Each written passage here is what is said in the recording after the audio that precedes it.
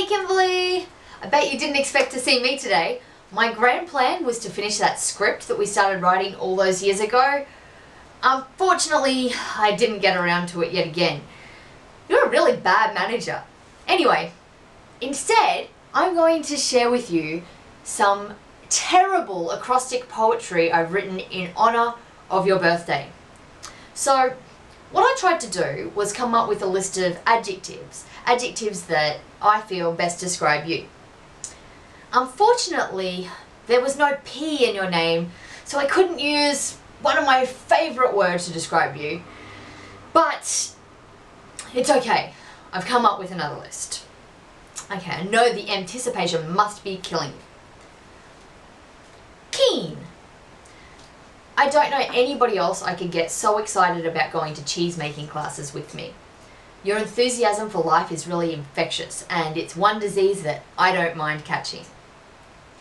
Okay, interesting. I feel like you're so interesting that I talk about you more than I talk about myself, and that's saying something. Oh yes, I have a friend who worked in an orphanage, yada yada yada. Thanks for making me sound more interesting by association. Memorable. I'm going to take this adjective as an opportunity to talk about some of my favourite Kimberley memories, like the scavenger hunt we had for Sarah's Hens Night, just all of a sudden after the races, or the day you and I decided to just sit down and paint and you created those two awesome paintings that are hanging on your wall.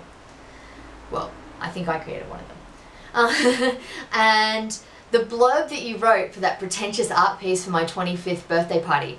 I actually think it's possibly one of my favourite pieces of prose of all time. And the book club we never speak about. 5, remember buying all of those children's books so that we could become incredibly knowledgeable. It didn't really work out that well for me, actually.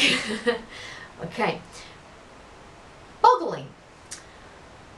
I had to think of some way to incorporate boggle into this particular poem.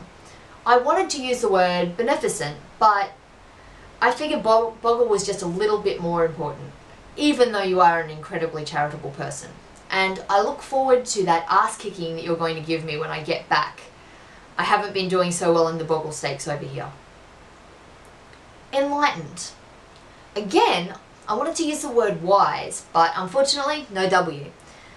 Thank you so much, Kimberley, for all of the advice you've given both Tim and I over the years. You really, really are very good at dispensing wisdom to your friends, even from across the globe. Reliable.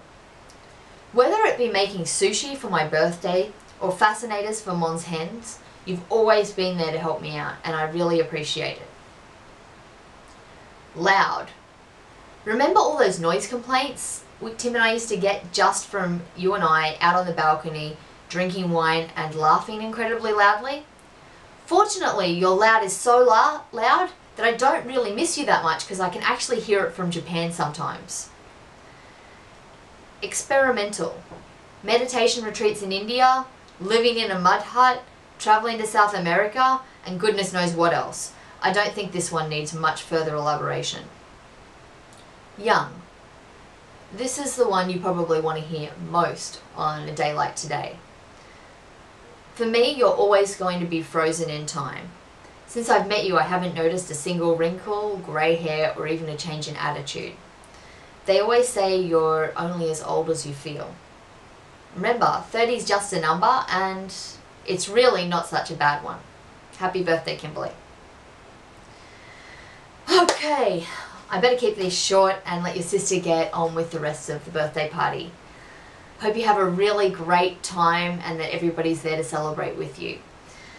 Consider this a practice birthday. Don't worry, when I get back we'll do some real celebrating. Bye, Kimberley!